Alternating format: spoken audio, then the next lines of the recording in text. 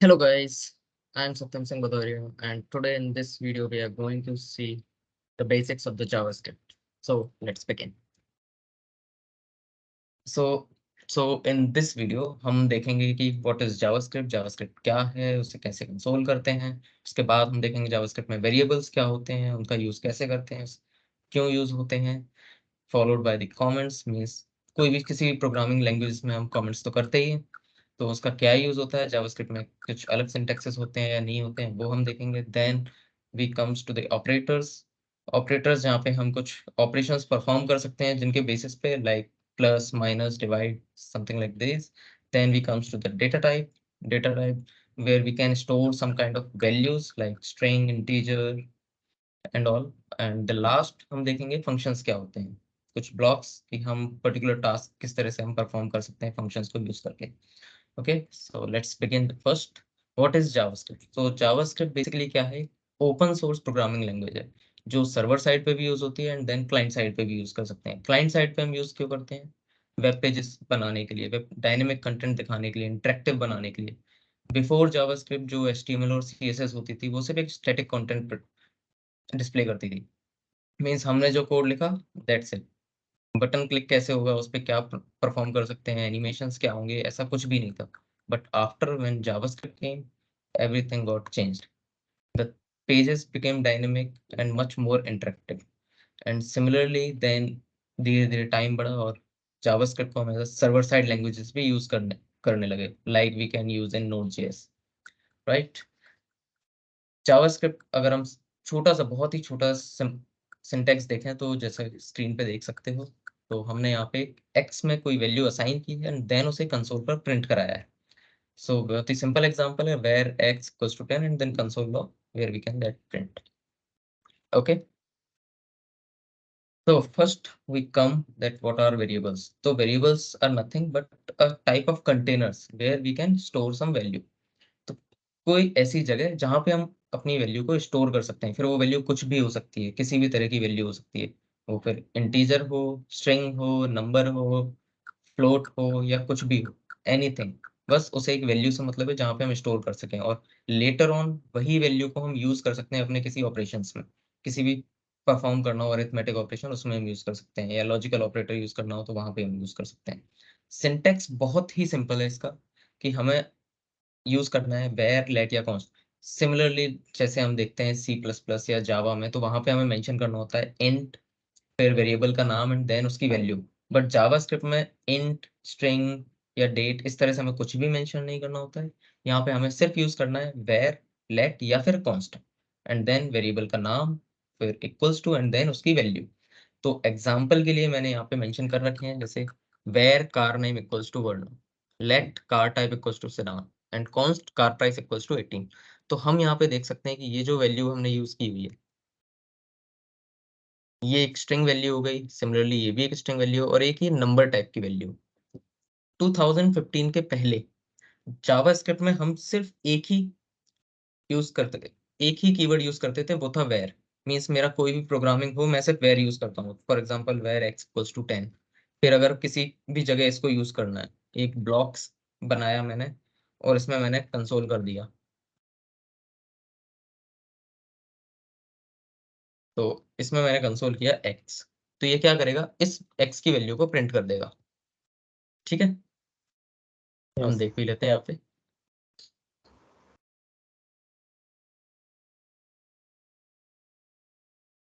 तो यहाँ पे इसने वैल्यू को, एक्स की वैल्यू 10 प्रिंट कर दिया। इसी वेर को, ये जो वेर कीवर्ड्स है, ये एक तरह से ग्लोबल स्कोप में वेरी करता है कि हम इसे कितनी भी बार रीडिक्लेयर कर सकते हैं और विदाउट रीडिक्लेयर इसको यूज भी कर सकते हैं। फॉर एग्जांपल मैं यहाँ पे वापस से इसे वेर एक्स इक्वल्स टू 5 कर दूँ, तो इसकी वैल्यू जो यहाँ पे कंसोल होगी, इसमें वैल्यू क्या प्रिंट होगी, 5। लेकिन अगर इसी को मैं यहाँ पे भी प्रिंट करूँ, तो अब क्या वैल्यू प्रिंट होगी, अभी भी वैल्यू इसकी 5 प्रिंट होगी। क्यों प्रिंट होगी, ये वेर का मैकेनिज्म है। एक बार वेर डिक्लेयर हुआ तो वो एक तरह से जावास्क्रिप्ट की मेमोरी में स्टोर हो गया। फिर मैं उसे जब दोबारा रीडिक्लेयर करूंगा तो वो जो एग्जिस्टिंग मेमोरी है उसी में जाके ओवरराइट कर देगा उस वैल्यू को, क्योंकि ये वेर की फंक्शनैलिटी है। ठीक है, तो फॉर एग्जांपल अगर मैं यहाँ पे इसे फिर से रन करता हूँ जिससे हम देख सकें कि वैल्यू क्या है, ठीक है? तो हमने देखा 2 बार 5, जबकि होना क्या चाहिए था? एक आइडियल सिनेरियो जो हम बाकी प्रोग्रामिंग लैंग्वेजेस में देखते हैं उसमें क्या होता है कि बाहर वाली x की वैल्यू तो सिर्फ बाहर काम करेगी और अंदर जो हमने x की वैल्यू असाइन की है वो सिर्फ इसी स्कोप तक रहेगी। इसकी वैल्यू बाहर नहीं आनी चाहिए, पर फिर भी ये बाहर आ गई। ठीक है? मैं इस तरह से भी यूज कर सकता हूँ वेर x इक्वल्स टू 10 की, और फिर ब्लॉक स्कोप में आके मैंने उसे रीडिक्लेयर ना करके सिर्फ इनिशियलाइज उसकी वैल्यू को वापस से रीराइट कर दिया। तो हम ये भी कर सकते हैं। लेकिन अब इससे प्रॉब्लम्स क्या अराइज हुई कि मान लो किसी ने एक वेरिएबल नाम का कीवर्ड बनाया, उसे यूज करता आया और उसने वैल्यू कहीं से ओवरराइड कर दी। अब किसी को बाहर के ब्लॉक में यूज करनी थी पुरानी वैल्यू, पर वैल्यू हो गई ओवरराइट नहीं। तो पुरानी का कॉन्सेप्ट खत्म। अब उसके पास पुरानी वैल्यू है ही नहीं, तो अब वो परफॉर्म नहीं कर सकता होगा। परफॉर्म किया भी तो क्या कॉज हो सकते हैं, उसके बग्स आ जाएंगे। ठीक है, which is not a good. 15 में 2 नए कीवर्ड्स आए और वो दोनों ही कीवर्ड्स कौन से हम जानते हैं, वो है लेट और कॉन्स्ट। तो लेट और कॉन्स्ट दोनों ही ब्लॉक स्कोप्ड होते हैं। तो फॉर एग्जांपल अगर मैं यहाँ पे इसे लेट कीवर्ड बनाता, ठीक है, एंड सिमिलरली इसको लेट x5 करता, तो ये जो लाइन नंबर 5 पे कंसोल एक्स लिखा है ये तो 5 प्रिंट करेगा, लेकिन जो लाइन नंबर 8 पे लिखा हुआ है वो 10 प्रिंट करेगा। मींस जैसे ही ये स्कोप खत्म हुआ उसकी वैल्यू भी खत्म हो जाएगी और बचेगी किसकी वैल्यू, सिर्फ जो पहले हमने इनिशियलाइज कर रखा है एक्स की वैल्यू 10। ठीक है, इसको भी हम एग्जीक्यूट करके देख लेते हैं। तो ये देखा हमने जैसे कि 5 और 10 प्रिंट हुआ, मींस स्कोप खत्म तो वैल्यू खत्म, और जो स्कोप कंटिन्यूड है उसकी वैल्यू ही प्रिंट होगी। ओके, एंड लास्ट है कॉन्स्ट।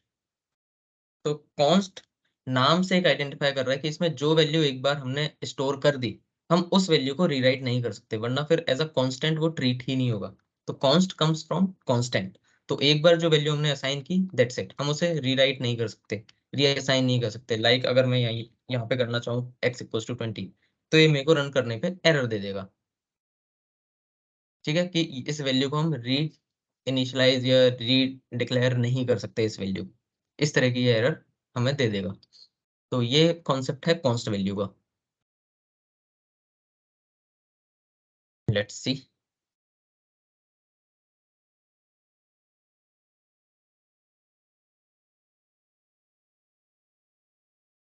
तो ये देखो, ये इसने एरर थ्रो किया, assignment to a constant variable. ठीक है, क्यों? क्योंकि हम ऑलरेडी उसमें वैल्यू असाइन कर चुके हैं, उसे इनिशियलाइज कर चुके हैं at the time of declaration. तो हम उसे री इनिशियलाइज की वैल्यू को नहीं कर सकते, इसलिए उसने एरर थ्रो कर दी। तो नेक्स्ट है हमारे कमेंट्स। कमेंट्स क्या होते हैं? बेसिकली मींस कोई piece of line of code है, हमें उसे एग्जीक्यूट नहीं करना, तो हमने उसे कमेंट कमेंट आउट कर दिया। Instead of removing that code हमने कमेंट आउट कर दिया। या फिर कोई हमने मेथड बनाया या कोई क्लास बनाई या कोई फाइल बनाई, हमें किसी दूसरे डेवलपर को या कोई नया डेवलपर आया उसे हमें बताना है कि ये फाइल एक्चुअल में क्या कर रही है, इसके अंदर किस तरह के ऑपरेशंस परफॉर्म हो रहे हैं, तो हम वहां पे कमेंट्स का यूज कर सकते हैं। तो कमेंट्स भी दो तरह के हैं, सिंगल लाइन कमेंट या फिर मल्टी लाइन कमेंट। तो सिंगल लाइन कमेंट्स बेसिकली चलते हैं, दो फॉरवर्ड स्लैश हम किसी भी लाइन में के स्टार्ट में लगाएं या मिड में लगाएं तो वहां से वो पूरी लाइन पर कमेंट आउट हो जाती है। मींस वो जावास्क्रिप्ट उस पीस ऑफ कोड को एग्जीक्यूट ही नहीं करेगा या फिर ये कहें रीड ही नहीं करेगा। सिमिलरली मल्टी लाइन कमेंट, जिसमें हम मल्टीपल लाइंस को एक बार में कमेंट आउट कर सकते हैं, जिसमें हम लगा सकते हैं फॉरवर्ड स्लैश स्टार से स्टार्टिंग और स्टार और फॉरवर्ड स्लैश से एंडिंग। तो एग्जाम्पल के से हम देखें, जैसे अगर किसी ने यहाँ पे लिखा x20, किसी को कुछ टेस्ट करना है तो या तो इसे कमेंट आउट कर देगा डबल स्लैश लगा के, तो ये लाइन कमेंट आउट हो गई, मींस अब ये लेट x20 एग्जीक्यूट ही नहीं होगा। ठीक है, इस तरह से हम कर सकते हैं। या फिर मल्टी लाइन कमेंट्स में मेरे को डिस्क्रिप्शन देना है कि ये ब्लॉक क्या कर रहा है, फॉर एग्जाम्पल, तो मैं क्या करूंगा, स्टार लगाया और ये ऐड किया और फिर यहाँ लिख रहा हूँ कि this block will console value of x। ठीक है, इस तरह से हम कमेंट्स का यूज कर सकते हैं। नेक्स्ट है हमारे ऑपरेटर्स। तो ऑपरेटर्स क्या है? कुछ सिंबल जो हम यूज करते हैं किसी भी ऑपरेशंस के लिए, फिर वो ऑपरेशन अरिथमेटिक हो, लॉजिकल हो या किसी भी तरह का हो। तो मैंने यहाँ पे 4 टाइप्स मेंशन कर रखे हैं, जैसे अरिथमेटिक, असाइनमेंट, लॉजिकल और कंपैरिजन। तो अरिथमेटिक क्या, जो हम बचपन में मैथमेटिक्स में सीखते थे, प्लस माइनस मल्टीप्लाई डिवीजन, इस तरह के ऑपरेशंस होते हैं अरिथमेटिक ऑपरेशन। ठीक है, देन आते हैं हमारे लॉजिकल ऑपरेशंस। तो अगर किसी ने कोई प्रोग्रामिंग लैंग्वेज पहले से पढ़ी हो, तो अगर देखा हो तो उसमें कुछ इफ एल्स होते हैं या स्विच लूप्स होते हैं। तो यहाँ पे हम कुछ लॉजिकल परफॉर्म कर सकते हैं कि अगर ये वैल्यू नहीं तो दूसरी वैल्यू, दूसरी नहीं तो तीसरी वैल्यू। मीन्स कोई ऐसा ऑपरेशन जो वैल्यू दे ट्रू या फॉल्स में। ठीक है, तो उस बेसिस पे हम कोई पीस ऑफ कोड एग्जीक्यूट करते हैं या फिर नहीं करते हैं। तो उस तरह के ऑपरेटर्स कहलाते हैं logical operator. Then assignment operators. तो असाइनमेंट ऑपरेटर्स जैसे हमने एग्जांपल्स में देख लिया कि किसी भी वेरिएबल को हमने बनाया और उसमें कोई वैल्यू असाइन की, तो वो हो जाता है assignment operators, like equals to. बहुत ही सिंपल एग्जांपल था। Then comparison operator. जितने भी कम जितने भी हमारे इफ कंडीशंस लगते हैं या व्हाइल लूप लगते हैं या फॉर लूप लगते हैं, तो वहां पे हमें कंपैरिजन करना होता है बेस्ड ऑन सर्टेन कंडीशंस। तो जैसे दो वैल्यूज को मेरे को कंपेयर करके चेक करना है कि दोनों इक्वल वैल्यूज हैं या नहीं है, या दो नंबर्स हैं, दोनों में से कौन सा नंबर बड़ा है ये चेक करना हो, या छोटा है ये चेक करना हो। तो इसके लिए कंपैरिजन ऑपरेटर होते हैं। तो कंपैरिजन में इक्वल्स टू आ जाता है, लेस देन आ जाता है, ग्रेटर देन आ जाता है। इनको यूज कैसे करते हैं वो अभी हम कोड से देख लेते हैं।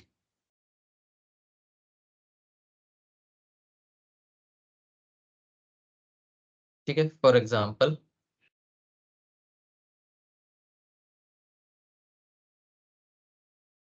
यहाँ पे हम दो वेरिएबल बनाते हैं, लेट y इक्वल्स टू 20। ठीक है, और फिर मैं ऐसे कंसोल कर रहा हूँ basic arithmetic operation x plus y. तो ये क्या करेगा बेसिकली, x और y का प्लस करके मेरे को आउटपुट दे देगा। ठीक है, तो यहाँ पे अरिथमेटिक ऑपरेशन हुआ और आंसर आया 30। सिमिलरली और कौन कौन से अरिथमेटिक ऑपरेशंस होते हैं, जैसे मेरे को x माइनस वाई करना है या x मल्टीप्लाई y करना है, तो स्टार साइन मल्टीप्लाई के लिए। x डिवाइडेड बाय y, तो फॉरवर्ड स्लैश का हम यूज कर सकते हैं डिवीजन के लिए। और कभी हमने देखा हो तो हमें रिमाइंडर चाहिए होता है, मतलब x डिवाइडेड बाय वाई, आप इसको डिवाइड करने के बाद क्या रिमाइंडर बचता है, तो उसके लिए हमारा है परसेंट सिंबल। इसे हम दूसरा सिंबल भी कहते हैं मॉड्यूलस ऑपरेटर। ठीक है, ऐसे ही अगर मेरे को एक्सपोनेंशियल चाहिए, जैसे x टू द पावर 2 या 10 टू द पावर 5, तो इस तरह से हमें करने के लिए यहाँ पे चाहिए होते हैं डबल स्टार। तो ये बताता है कि x to the power y, तो इसकी वैल्यू क्या आएगी। ठीक है, अरिथमेटिक ऑपरेटर्स है ये, किस तरह से काम कर सकते हैं। फॉर एग्जाम्पल अगर मैंने इसे लिखा अरिथमेटिक लेकिन बनाया एज अ स्ट्रिंग, ठीक है, और फिर अगर मैं इसे प्लस करूंगा, तो ये एक्चुअल में प्लस नहीं करेगा, ये कॉन्केटनेट कर देगा। मीन्स ये जो आउटपुट देगा, ये आउटपुट कुछ इस तरह से देगा 1020। ठीक है, क्योंकि उसने एक्स जब स्ट्रिंग था तो उसने वाई को भी एज अ स्ट्रिंग ट्रीट किया, और कॉन्केटनेट में उसने अपेंड कर दिया वाई को एक्स के पीछे, तो आंसर हमारा 1020 आ जाता है। लेकिन ये तभी पॉसिबल है जब हम प्लस करते हैं। ठीक है, लेकिन अगर इसी को हम माइनस करते, क्योंकि अब स्ट्रिंग माइनस तो हो नहीं सकती एक से दूसरे से, तो ये यहाँ पे जो x है उसे कन्वर्ट करने की कोशिश करता है इंटीजर में। और इंटीजर में अगर वो कन्वर्ट हो जाता है, अगर हमने एक्चुअल में इंटीजर दिया है स्ट्रिंग बना के, तो वो स्ट्रिंग स्ट्रिंग को इंटीजर में कन्वर्ट करेगा और फिर माइनस करके उसका रिजल्ट प्रोवाइड कर देगा। तो उस केस में आंसर आ जाएगा हमारा -10। ठीक है, सिमिलरली अगर मैंने उसे डिवाइड यूज किया या मल्टीप्लाई यूज किया, तो वो सेम प्रोसेस करेगा, स्ट्रिंग को इंटीजर में कन्वर्ट करेगा और फिर ऑपरेशन परफॉर्म करेगा। तो ये एक छोटा सा एक्सेप्शन है कि अगर आपने जो अरिथमेटिक ऑपरेशन प्लस वाला यूज कर रहे हैं, तो मेक श्योर कि सारे ऑपरेशन हमारे इंटीजर या नंबर वैल्यू पर ही हो। अगर उनमें से एक भी वैल्यू स्ट्रिंग हो गई तो वो कॉन्केट कर देगा इंस्टेड ऑफ एडिशन। तो ये हमेशा याद रखना है। देन नेक्स्ट हमारा है, हम आते हैं लॉजिकल ऑपरेटर्स। ठीक है, तो लॉजिकल ऑपरेटर्स क्या है, जैसे एंड एंड, और इस तरह से, और। ठीक है, तो इसमें क्या होता है कि अगर हमने कभी देखा हो कि मेरे को दो वैल्यूज के बीच में कंपैरिजन चाहिए या मल्टीपल कंडीशंस लगानी है मुझे, कि पहली वैल्यू मेरी ट्रू आए और सेकंड वैल्यू भी ट्रू आए, तो फाइनल आउटपुट मेरा ट्रू होना चाहिए। तो उस बेसिस पे हमें ये एंड कंडीशन लगानी होती है कि एंड। और ऐसे ही और होता है, अगर अगर बहुत छोटा सा एग्जांपल बताऊं तो जब हम एग्जाम देने जाते हैं और उसमें हमारे क्वेश्चन पेपर में आता है क्वेश्चन और क्वेश्चन, तो उसका मतलब क्या होता है, इनमें से कोई एक क्वेश्चन हमें पिक करना है और उसको सॉल्व करना है, राइट। ऐसे ही प्रोग्रामिंग में भी अगर हम कोई कंडीशन स्पेसिफाई करते हैं, कंडीशन 1 और कंडीशन 2, तो इसका मतलब होता है कि या तो पहली कंडीशन आंसर दे दे ट्रू, या सेकंड कंडीशन आंसर दे दे ट्रू। दो में से किसी एक ने भी ट्रू दिया तो फाइनल आउटपुट हमारा ट्रू हो जाएगा, ठीक है। ऐसे ही जो हमारा ऑपरेटर है एंड, ये कहता है कि हमारी दोनों कंडीशन ट्रू होंगी तभी हमारा फाइनल आउटपुट ट्रू होगा, वरना फॉल्स हो जाएगा। और थर्ड होता है इसमें नॉट। नॉट कहता है कि कंडीशन की जो भी वैल्यू होगी उसको अपोज कर दो, अगर ट्रू है तो फॉल्स कर दो, फॉल्स है तो ट्रू कर दो, ठीक है। इसका अगर हम यूज देखें तो कैसे हम कर सकते हैं, for example x equals to मैंने लिया 10 और y इक्वल्स टू लिया मैंने इसको 20 ले लेते हैं, ठीक है। तो कहाँ यूज कर सकता हूँ, एक एक कंडीशन, एक क्या होते हैं, इफ एल्स क्या होते हैं, हम अगले सेशन में देखेंगे, पर यहाँ पे एक बस छोटा सा यूज देख लेते हैं कि, या फिर इफ को भी हटा देते हैं, लेट्स रिमूव दिस। इसमें हम यूज करेंगे console.log, okay, and here we can come x equals to 10 एंड y इक्वल्स टू 20।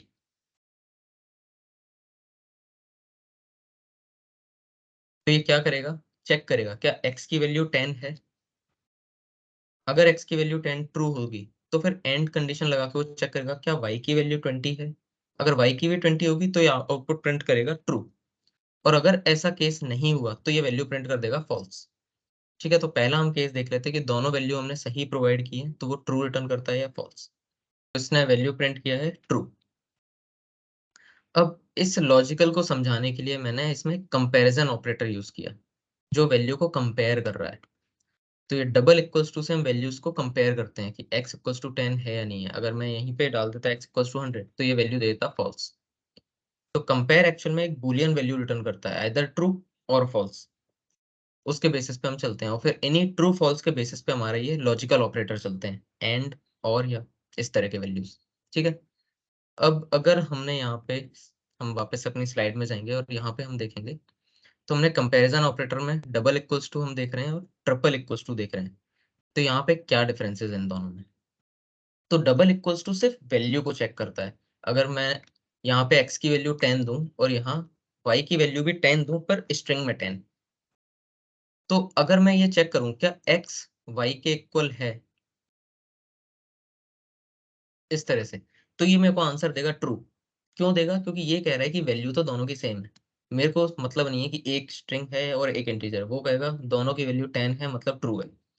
तो अगर मेरे को कभी, और हमने अगर सिर्फ डबल इक्वल्स टू यूज करके अपना प्रोग्राम लिखा और कभी ऐसा केस आया तो which might leads to a bug, तो हम इस केस में क्या करते हैं, पूरी तरह से इंश्योर करके कि अगर दो वैल्यू में कंपेयर कर रहा हूँ और दोनों सेम टाइप के होने चाहिए, दोनों या तो इंटीजर हो या दोनों स्ट्रिंग हो, तो फिर हम इसमें ट्रिपल इक्वल्स टू लगाते हैं। ट्रिपल इक्वल्स टू क्या करेगा, वो चेक करेगा वैल्यू सेम है या नहीं। अगर वैल्यू सेम है तो फिर वो चेक करेगा कि टाइप भी सेम है या नहीं, कि ऐसा तो नहीं है कि एक इंटीजर है दूसरा स्ट्रिंग है, इस तरह का तो नहीं है। तो टाइप भी चेक करता है। तो डबल इक्वल्स टू के केस में ये वैल्यू देता है ट्रू, और ट्रिपल इक्वल्स टू के केस में वैल्यू दे देगा फॉल्स। क्यों, क्योंकि y स्ट्रिंग है और x इंटीजर है। नेक्स्ट इसमें ऑपरेटर है इसी कंपैरिजन ऑपरेटर में लेस देन। तो लेस देन जो हम मतलब बहुत ही हमारे लिए नॉर्मल है, तो x लेस देन y, तो अगर x y से छोटा होगा तो वो आंसर दे देगा ट्रू, नहीं तो फॉल्स। ऐसे ही लेस देन इक्वल्स टू, अगर x y से छोटा है या फिर बराबर है तो इस इसके लिए less than equals to. Similarly ऐसे ही हमारा ऑपरेटर है ग्रेटर देन या फिर ग्रेटर देन इक्वल्स टू, ठीक है। ये हमारे थे कंपैरिजन ऑपरेटर। इसी तरह लॉजिकल ऑपरेटर्स भी हमने देख लिए और हम देखते हैं असाइनमेंट ऑपरेटर्स। मैंने ये वैल्यू ली x इक्वल्स टू 20, मेरे को इस x में कोई दूसरी वैल्यू ऐड करनी है, ठीक है। तो मैं क्या करूंगा, और उस वैल्यू को स्टोर भी x में ही कराना है। एक केस मान के चलते हैं कि x अभी 20 है और मेरे को एक दूसरी कहीं से कोई वैल्यू आ रही है, उसे x में ही स्टोर कराना है पर x में प्लस करके, ठीक है। ओके। काइंड ऑफ कि x equals to x plus 50 करना है मुझे। स्क्रिप्ट ने या अदर प्रोग्रामिंग लैंग्वेज की भी हम बात करें तो उसने क्या किया, इसके लिए एक असाइनमेंट ऑपरेटर बना दिया। उन्होंने कहा कि इतनी लंबी लाइन लिखने से अच्छा है सिर्फ इतना सा लिखो और काम हो जाएगा। मीन्स अगर सेम वेरिएबल की वैल्यू को खुद में ही स्टोर कराना है कुछ परफॉर्म करके ऑपरेशन, तो फिर हमें बस उस ऑपरेशन को असाइनमेंट ऑपरेटर से पहले प्लेस करना है एंड दैट्स इट। ये बस इसका शॉर्ट फॉर्म है, इस सिंटेक्स का शॉर्ट फॉर्म है ये सिंटेक्स। ठीक है, सिमिलरली जो हमारा एक्सक्लेमेटरी और इक्वल्स टू साइन है, ये बताता है not equals to. Means exclamatory हमारा काम करता है नॉट का और इक्वल्स टू साइन हमारा करता है इक्वल का। तो इसका मतलब होता है x is not equals to. अगर मैं यहाँ लिखता हूँ एक्स ये, तो इस स्टेटमेंट का मतलब होगा x is not equals to 20। अब वो इसको चेक करेगा क्या x 20 के इक्वल टू नहीं है। तो अगर x की वैल्यू 20 होती है तो वो कहेगा फॉल्स, ये तो गलत है, x की वैल्यू तो 20 है। और सिमिलरली अगर मैं इसमें एक और इक्वल्स टू लगा देता हूँ तो फिर इसका काम हो जाता है टाइप भी चेक करना, just similar like to triple equals to. ठीक है, मीन्स ये सिर्फ वैल्यू चेक नहीं करेगा, टाइप भी चेक करेगा कि हम अगर इंटीजर चेक करें तो उसकी वैल्यू भी इंटीजर हो और स्ट्रिंग चेक करें तो स्ट्रिंग हो। जैसे अगर मेरी x की कोई वैल्यू है 20, ठीक है, मैं मेरे को हर बार इसको +1 करना है, तो मेरे को क्या करना पड़ेगा, या तो मैं ऐसे लिखूं x equals to x plus 1, right. या दूसरा तरीका मेरे पास x प्लस इक्वल्स टू 1। ये दो तरीके हमने देख लिए, तो ये एक एक करके वैल्यू इंक्रीमेंट कर देंगे। लेकिन मैं चाहता हूँ कुछ और तरीका, तो फिर एक तरीका आता है x प्लस प्लस। इसका काम ही ये होता है कि एक वैल्यू इंक्रीमेंट कर दो, जो भी x में स्टोर है उसे एक वैल्यू इंक्रीज कर दो। सिमिलरली माइनस माइनस, जो भी वैल्यू है उसमें से एक वैल्यू डिक्रीज कर दो। ठीक है, मींस प्लस प्लस और माइनस माइनस इन्हीं का एक और शॉर्ट फॉर्म है। और इस प्लस प्लस और माइनस माइनस को हम पोस्ट या प्री यूज कर सकते हैं। मींस ये हो जाता है पोस्ट, मींस हमने जो वैल्यू लिखी उसके बाद यूज करना, और ये हो जाता है प्री। ठीक है, एक चीज मैं बता सर दूं, फाइनल वैल्यू x की हमेशा यही होगी। मीन्स अगर इनिशियल लेवल पे x की वैल्यू 20 है तो फाइनल वैल्यू दोनों ही केस में 21 होगी। अगर मैंने सिर्फ नॉर्मल लिखा है x प्लस प्लस या प्लस प्लस एक्स, तो इन दोनों के टाइम में या वैल्यू में कोई डिफरेंस नहीं आएगा। डजेंट मैटर पहले प्लस होता है बाद में असाइन होता है या पहले असाइन होता है बाद में प्लस होता है, इससे कोई फर्क नहीं पड़ने वाला, दोनों की वैल्यू 21 ही आएगी। लेकिन इसका यूज डिफरेंस कहाँ आता है, जब मैं कुछ इस तरह का एक्सप्रेशन लिखूं, लेट y इक्वल्स टू और फिर x प्लस प्लस। अगर मैं ये ऑपरेशन परफॉर्म करता हूं या फिर ये, तो इस केस में x की फाइनल वैल्यू तो 21 है, ये मैं पहले ही कह चुका हूँ, इसमें कोई चेंज नहीं होने वाला। लेकिन अब इन दोनों केस में y की वैल्यू डिफरेंट होगी। पहले केस में y की वैल्यू होगी 21 और सॉरी 20, और दूसरे केस में y की वैल्यू होगी 21। ऐसा क्यों हुआ, क्योंकि जो पोस्ट है, पोस्ट कहेगा कि पहले वैल्यू असाइन कर दो, कहाँ असाइन कर दो, इस y में, और फिर x की वैल्यू को इंक्रीज करो। और जो प्री एक्सप्रेशन होता है ये कहता है पहले x की वैल्यू को इंक्रीज करो और फिर असाइन करो। ठीक है, ये जो हम बात करते हैं ना कि पहले असाइन करो या बाद में असाइन करो, ये कहाँ असाइन करने की बात करते हैं, जहां पे हमने असाइनमेंट ऑपरेटर यूज किया है किसी दूसरी वैल्यू में असाइन करने के लिए, वहां असाइन की बात होती है। एक्स में तो फाइनल वैल्यू असाइन होनी ही होनी है, उसको भूल जाओ। तो वो असाइनमेंट की बात खुद एक्स में नहीं हो रही है, किसी दूसरे वैल्यू में हो रही है। तो यहाँ डिफरेंस आता है। तो इसको हमेशा ध्यान में रखना है कि अगर हम x प्लस प्लस यूज कर रहे हैं, प्लस प्लस एक्स यूज कर रहे हैं, तो उसका मोटिव हमारा क्या है यूज करने का। व्हाट आर डेटा टाइप्स, तो डेटा टाइप्स एक तरह की वैल्यू है जो वेरिएबल स्टोर कर सकते हैं अपने आप में, और हम उस डेटा टाइप में कुछ ऑपरेशंस भी परफॉर्म कर सकते हैं, फिर वो मैथमेटिकल हो, लॉजिकल हो, किसी भी तरह का ऑपरेशन। अब जावास्क्रिप्ट में डेटा टाइप कितने तरह के होते हैं, स्ट्रिंग हो सकता है, वेगेंट हो सकता है, नंबर्स हो सकते हैं, अनडिफाइंड हो सकती है वैल्यू, नल हो सकती है वैल्यू। ठीक है, इस तरह के हमारे डेटा टाइप्स हैं। बूलियन हो सकती है वैल्यू, काइंड ऑफ। और स्पेशल इसमें जो डेटा टाइप है वो है ऑब्जेक्ट। वो ऑब्जेक्ट डेट टाइम हो सकते हैं, एरे हो सकते हैं, या खुद object, object in the sense Jason object.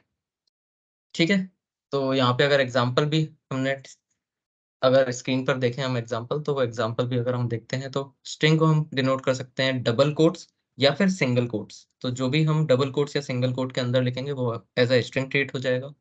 Number simple हम 1 2 3 या डॉट ऑपरेटर्स भी यूज करके हम यूज कर सकते हैं, लाइक डेसिमल जो हमारी वैल्यूज होती हैं 1 2 3.45 इस तरह की वैल्यूज। बिग इंट का यहाँ पे कॉन्सेप्ट ये है कि जो हमारे इंटीजर है या नंबर्स हैं, तो वो नंबर्स 15 डिजिट तक ही एक्यूरेट दे सकता है जावास्क्रिप्ट, उसके बाद नहीं। तो अगर हमें बड़े इंटीजर्स हमें यूज करने हैं तो फिर उसके लिए एक डेटा टाइप जावास्क्रिप्ट देता है, वो है बिग इंट। यहाँ पे हमारी वैल्यूज और इंक्रीज हो जाती है। ठीक है, kind of 2 to the power 18 कुछ काइंड ऑफ वैल्यूज हम स्टोर कर सकते हैं एज अ बिग इंट। ठीक है, देन बुलियन है जो ट्रू और फॉल्स वैल्यू हमारी स्टोर हो सकती है।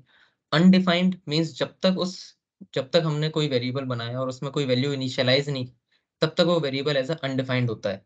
या कोई भी वेरिएबल जो कभी डिफाइन भी ना किया हो, क्रिएट ही ना किया हो, और उसे एज अ यूज कर लिया, मींस मैंने कभी किया ही नहीं let x equals to something, पर फिर भी मैं उसे कंसोल डॉट लॉग में एक्स यूज कर रहा हूँ, तो वो बता देगा कि ये अनडिफाइंड है, मींस हमने इसे कभी डिफाइन किया ही नहीं अपने को।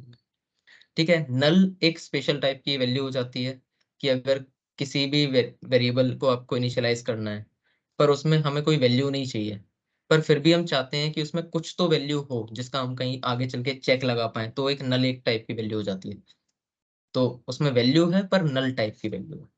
ठीक है, देन लास्ट हमारे ऑब्जेक्ट्स होते हैं जिसमें हम डेट स्टोर कर सकते हैं या एरे स्टोर कर सकते हैं। तो उसका तरीका भी ये है कि अगर डेट स्टोर करना है तो न्यू और डेट, और अगर एरे है तो दो स्क्वायर ब्रैकेट बनाएंगे, उसमें हम मल्टीपल वैल्यूज को स्टोर करा सकते हैं। ठीक है, एरेज ऑब्जेक्ट्स एक्चुअल में क्या होते हैं वो हम किसी और सेशन में देखेंगे जावास्क्रिप्ट के। ठीक है, बिगिंट का यूज केस, जैसे फॉर एग्जांपल एक वैल्यू है, चलो प्रिंट करा के देखते हैं ना। तो टोटल डिजिट हो गई 20।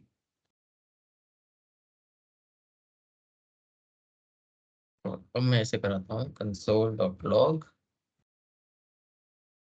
एक्स।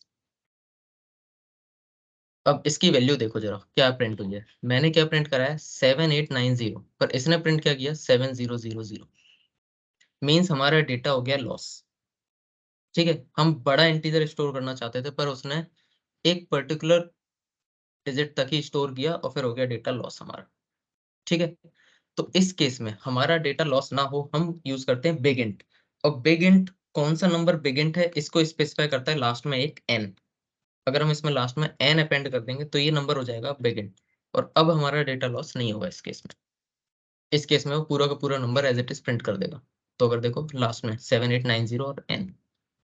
ठीक है, तो इससे हमारा डेटा लॉस नहीं होता और हम इस पे सेम ऑपरेशंस परफॉर्म कर सकते हैं, अरिथमेटिक वगैरह टाइप के जो भी हमें करने हैं। तो ये भी एक इंटीजर है, बस बड़ा इंटीजर है, पर इसे डिनोट कैसे करें, जावास्क्रिप्ट को कैसे बताएं कि ये बड़ा है छोटा है, तो उसके लिए हम लास्ट में एन लगा देते हैं। फाइनल है आज के सेशन का हमारा फंक्शंस। तो फंक्शंस क्या है, एक पीस ऑफ कोड, अब या फिर कह लो ब्लॉक ऑफ कोड जो एक पर्टिकुलर टास्क को परफॉर्म करने के लिए यूज होता है। ठीक है, मतलब ऐसा नहीं कर सकते हम कि हमने एक फाइल बनाई उसी में पूरा का पूरा कोड लिखते चले गए लिखते चले गए लिखते चले गए। ठीक है, हम क्या करते हैं, हम मॉड्यूलर प्रोग्रामिंग को अप्रोच करते हैं कि हमने एक छोटे छोटे यूटिलिटी फंक्शन बनाए, उसे अलग फाइल में डाल दिया, फिर जहाँ पे उनकी यूज पड़ी हमने उस फंक्शन को कॉल किया। ठीक है, तो फंक्शंस एग्जीक्यूट भी तभी होंगे जब कोई ना कोई इवेंट या कोई पीस ऑफ कोड उसे कॉल करे या इन्वोक करे। ठीक है, सिंटैक्स अगर हम देखें तो बहुत ही नॉर्मल है। फंक्शन कीवर्ड यूज करना है, देन फंक्शन का नाम, अगर कुछ पैरामीटर्स उसमें पास करने हैं तो हमें पैरामीटर डिफाइन करने पड़ सकते हैं, फिर वो मिनिमम 0 हो सकते हैं या मैक्सिमम, आपकी मर्जी है जितने भी आप यूज करो। ठीक है, पर जितने कम पैरामीटर्स होते हैं उतना फंक्शन अच्छा होता है। फिर कुछ ना कुछ कोड हम उसमें लिखते हैं कि वो फंक्शन एक्चुअल में क्या करने वाला है, एंड फाइनली अगर वो फंक्शन कोई वैल्यू रिटर्न करे, कुछ हमने परफॉर्म किया, मान लो मैंने एक फंक्शन बना दिया ऐड टू नंबर, तो ये श्योर है कि वो दो नंबर ऐड करके फिर वो कुछ रिटर्न तो करेगा, उसका सम, वरना उस फंक्शन का यूज किया। ठीक है, तो इस तरह से कुछ रिटर्न भी होगा। कुछ फंक्शन होते हैं जिसका रिटर्न टाइप कुछ नहीं होता, मीन्स वो बस ऑपरेशन परफॉर्म कर देंगे और दैट्स इट, रिटर्न कुछ नहीं करेंगे। ठीक है, और फंक्शन को कॉल करने के लिए फंक्शन का नेम यूज करना है, और जो फंक्शन के हमने पैरामीटर डिसाइड किए हैं उसमें हमें वैल्यू पास करनी है, आर्गुमेंट 1 2 इस तरह से। ठीक है, इसका एक यूज केस देख लेते हैं कैसे यूज करना है। तो फॉर एग्जांपल हमने यहाँ एक फंक्शन बनाया, फंक्शन ऐड टू नंबर। ठीक है, इस तरह से हमने फंक्शन बनाया, इसमें हमने एक पैरामीटर लिया x1 और दूसरा पैरामीटर लिया x2, और फिर मैंने यहाँ पे रिटर्न कर दिया x1 प्लस x2। ठीक है, अब इससे मेरा बेनिफिट क्या है कि जहां जहां मेरे को दो नंबर्स को ऐड करना है, ठीक है, ये बहुत छोटा सा एग्जांपल है, तो जहां भी मेरे को दो नंबर्स को ऐड करना है, मुझे हर जगह ये ना लिख के मेरे को बस ये कॉल करना है इस मेथड को, ऐड टू नंबर और x1 प्लस x2, इस तरह से।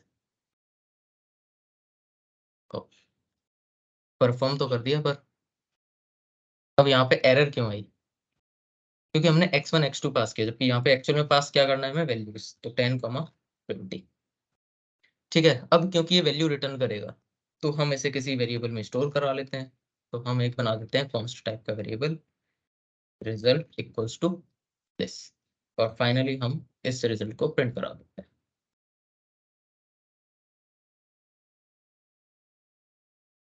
ठीक है, अब इसे एग्जीक्यूट कराते हैं, तो ये आंसर आया इसका 30। ठीक है, तो इस तरह से फंक्शंस को हम यूज कर सकते हैं। Thank you guys, will see you in next session.